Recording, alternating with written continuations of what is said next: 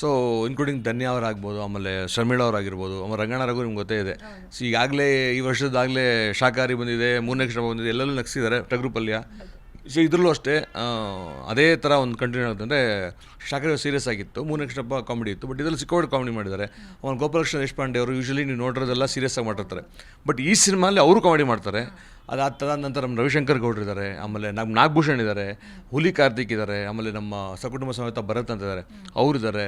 ಆಮೇಲೆ ಸುಮಾರು ಜನ, ಆಮೇಲೆ ಹೇಳ್ದಂಗಲ್ಲ ಒಂದು 10 ಜನ. ಬಿಕಾಸ್ ಎಲ್ಲರೂ ಹೇಳಿದ್ರು ಏನು ಇಷ್ಟೊಂದು ಸ್ಟಾರ್ ಕಾಸ್ಟ್ ಹಾಕೊಂಡ್ಬಿಟ್ಟಿದ್ದಾರೆ ಅಂತ. ಪ್ರಾಬ್ಲಿ ಈ ಸಿನಿಮಾಗೆ ಪ್ರತಿಯೊಂದು ಪಾತ್ರಗಳು ಇಂಪಾರ್ಟೆಂಟ್. ನೀವು ನೋಡ್ತಿರ್ತಾರೆ ಕ್ಯಾರೆಕ್ಟರ್ಗಳು ಒಬ್ಬೊಬ್ಬರು ಒಂದು ವೇಷಭೂಷಣ, ಅದು ಒಂದೊಂದು 5-5 ಅರ್ಧ ತಾಕಿದ್ದಾರೆ ವೇಷಗಳು.